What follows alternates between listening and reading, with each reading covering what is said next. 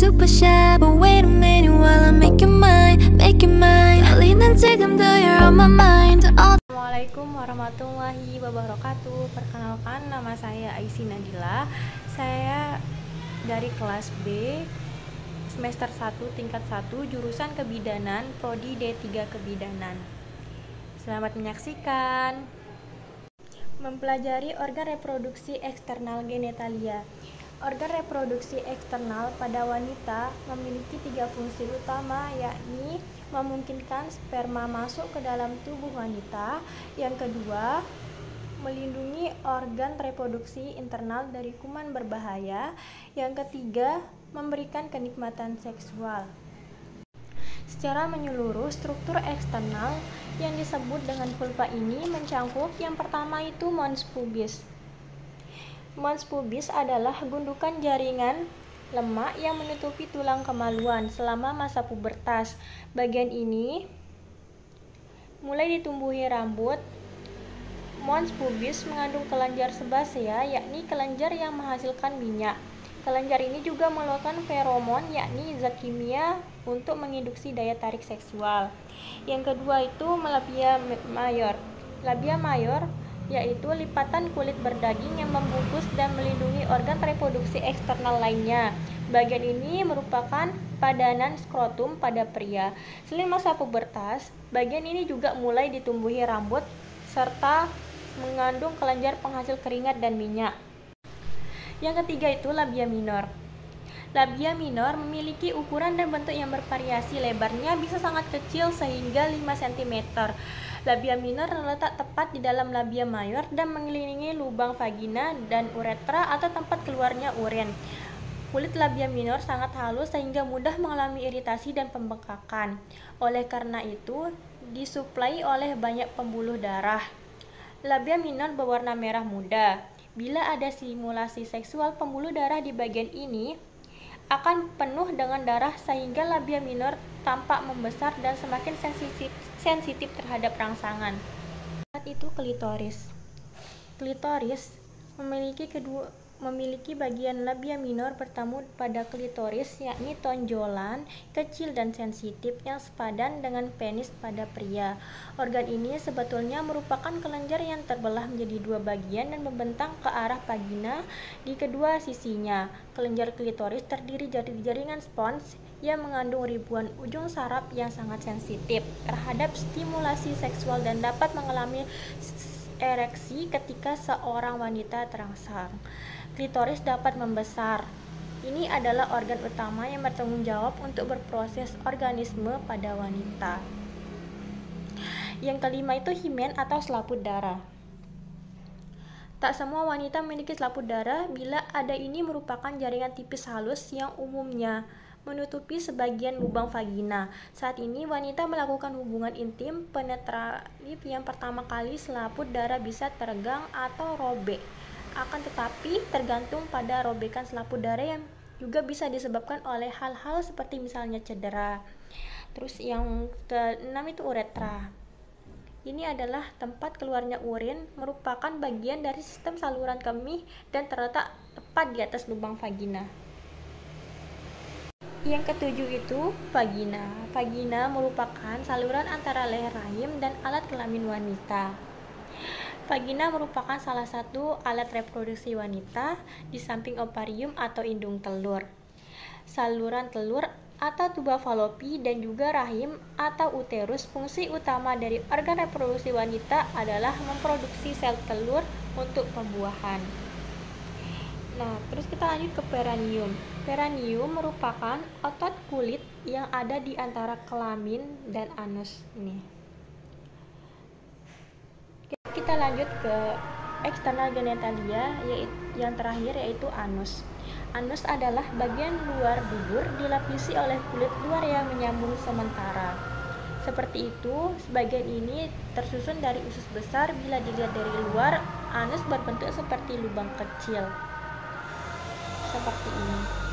Baik, kita lanjut ke organ reproduksi internal pada wanita. Organ reproduksi internal pada wanita membentuk jalur yang terdiri dari yang pertama itu liang vagina. Liang vagina tempat penetrasi penis dan masuknya sperma. Yang kedua itu uterus. Uterus tempat berkembangnya embrio dan janin. Yang ketiga itu tuba fallopi. Tuba fallopi itu tempat terjadinya pembuluhan sel telur oleh sel sperma. Yang keempat itu ovarium. Ovarium tempat produksi hormon dan pematangan sel telur. Nah, pada jalur ini sperma bergerak dari arah bawah ke atas, sedangkan sel telur bergerak dari atas ke bawah. Organ reproduksi bagian internal. Yang pertama itu vagina. Vagina dikenal sebagai jalan lahir. Ini merupakan saluran yang menghubungkan organ reproduksi internal dan eksternal. Lokasinya berada di belakang kantung kemih dan di depan saluran cerna. Adanya vagina memungkinkan cairan tubuh seperti darah menstruasi dan keputihannya keluar. Organ ini juga memungkinkan cairan sperma masuk ke dalam tubuh. Yang kedua itu serviks. Ini serviks. Serviks adalah struktur sempit pada bagian bawah rahim, lokasinya tepat di atas vagina. Seperti vagina, serviks dilapisi oleh selaput lendir namun lebih halus. Serviks memiliki beberapa fungsi. Yang pertama itu memproduksi lendir serviks yang berfungsi menghambat seperti memasuki rahim ketika seseorang wanita sedang tidak subur atau sedang hamil. Yang kedua itu melindungi dari kuman berbahaya. Lendir serviks juga menghentikan bakteri atau kuman berbahaya memasuki rahim dan menjaga vagina tetap sehat. Jalur keluarnya darah menstruasi. Yang ketiga itu uterus atau rahim. Rahim merupakan organ yang berbentuk dan ukurannya kurang lebih seperti buah pir. Organ ini berada di bagian tengah rongga panggul, di belakang kandung kemih dan di depan rektum. Rahim dipertahankan pada posisinya oleh beberapa ligamen. Fungsi utama rahim yakni untuk menjaga kelangsungan hidup janin yang sedang berkembang. Rahim dibagi menjadi dua bagian, yakni yang pertama itu serviks dan korpus. Serviks adalah bagian bawah yang bersambungan dengan vagina, sedangkan korpus adalah bagian utama rahim tempat janin berkembang. Bagian korpus ini sangat berotot, dapat meregang untuk mengakomodasi janin yang sedang bertumbuh.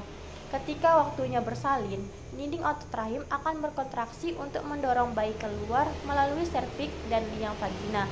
Selama usia reproduksi korpus rahim berukuran 2 kali lebih panjang daripada serviks, sedangkan setelah menopause yang terjadi adalah kebalikannya. Dinding dalam korpus rahim yang disebut dengan endometrium dapat menebal dan menipis sesuai siklus menstruasi bila wanita tidak hamil. Dinding endometrium akan meluruh dan keluar sebagai darah menstruasi. Yang keempat itu tuba fallopi. Yang ini adalah tuba fallopi. Jadi tuba fallopi adalah tabung sempit yang menempel pada bagian atas rahim dan berfungsi sebagai jalur bagi ovum untuk bergerak dari ovarium ke rahim. Panjangnya sekitar 10 hingga 13 cm. Di saluran inilah terjadi pembuahan sel telur oleh sel sperma. Sel telur yang telah dibuahi kemudian bergerak ke rahim, di mana nantinya akan berimplantasi ke dalam dinding rahim. Tuba fallopi memiliki beberapa bagian, yakni yang pertama itu infundibulum, yakni lubang berbentuk corong di dekat ovarium. Yang kedua itu fimbria, yakni tonjolan seperti jari yang mengelilingi bukaan tuba fallopi ke ovarium. Yang ketiga itu fimbria, yakni tonjolan seperti jari yang mengelilingi bukaan tuba fallopi ke ovarium. Keempat itu silia, yakni struktur seperti rambut di dalam tuba fallopi ketika ovarium melepaskan sel telur. Cairan dan fimbria mendorongnya menuju lubang tuba fallopi saat sudah di dalam. Silia akan menggerakkan sel telur ke arah rahim. Perjalanan ini memakan waktu sekitar 7 hari dan di waktu-waktu ini sperma dapat membuahi sel telur bila wanita melakukan hubungan intim. Jadi ini adalah ovarium. Ovarium adalah kelenjar kecil seukuran buah kenari dan berbentuk oval yang terletak di kedua sisi rahim. Ovarium menghasilkan sel telur dan hormon reproduksi wanita, yaitu estrogen dan progesteron. Saat lahir, kedua ovarium mengandung kurang lebih 700.000 sel telur yang belum matang. Saat mencapai usia pubertas, sel-sel telur ini mulai berkembang dan matang di dalam folikel sel telur sebulan sekali. Ovarium melepaskan satu sel telur yang matang. Proses ini dikenal sebagai ovulasi dan merupakan bagian dari siklus menstruasi. Proses ini pula yang memungkinkan terjadinya kehamilan. Hormon-hormon yang diproduksi oleh ovarium berfungsi mengatur siklus menstruasi. Hormon-hormon ini juga berperan dalam perkembangan organ, seks, dan karakteristik seksual wanita. Terus yang kedua itu memfasilitasi proses kehamilan persalinan dan produksi air susu atau ASI. Yang ketiga itu menjaga kesehatan tulang jantung, hati, otak, dan jaringan lainnya. Yang keempat mempengaruhi suasana hati, kualitas tidur, dan gairah seksual. Saya akan menjelaskan bentuk panggul normal. Yang pertama itu ginekoid, 41% wanita, anditus bulat, kelengkungan sakrum baik, spina insiadikanya tumpul dan tidak menonjol. Sudut arkus pubis membulat. Yang kedua itu android, 33% pria, seperti jantung, kurvatura sakrum hampir lurus, angulus subpubis sempit. Ketiga itu antropoid, laki-laki, wanita dengan perawakan tinggi dengan tungkai yang panjang, pap oval, sempit, memanjang, ventrodorsal. Yang keempatnya itu platypeloid, pria atau wanita, jarang, gangguan perkembangan, raktis herediter, pap elips, sumbu panjang transversal. Baik, saya akan menjelaskan pemeriksaan panggul luar. Yang pertama itu distantia spinarum. Jarak antara spina iliaca anterior superior kiri dan kanan 23-26. Yang kedua itu distantia cristarum. Jarak yang terjauh antara krista iliaca kanan dan kiri 26-29. Yang ketiga itu conjugata externa. Jarak antara pinggir atas simfisis dan ujung processus spinorus ruas tulang lumbal ke V 18-20. Yang keempat, ukuran lingkar panggul. Dari pinggir atas simfisis ke pertengahan antara spina iliaca anterior superior dan trochanter major pihak dan melingkari keseluruhan panggul IND 80-90. Panggul terdiri atas dua bagian, yang pertama lunak, yang kedua keras. Panggul terdiri dari 4, yaitu tulang coxae, sacrum, coccygeus. Tulang coxae dibagi menjadi 3. Yang pertama ilium, yang kedua ischium, yang ketiga pubis. Ilium dibagi menjadi beberapa bagian. Yang pertama krista iliaca. Yang di bawah krista iliaca ada spina iliaca anterior superior. Yang di bawahnya ada lagi tonjolan spina iliaca anterior inferior. Ini incisura insiadica mayor.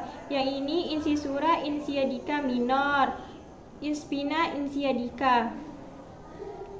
Yang ini itu acetabulum. Terus yang ini yang bulat namanya foramen obturatorium. Terus yang ini yang berbentuk segitiga arcus pubis. Yang ini namanya symphysis pubis. Yang ini itu promotorium.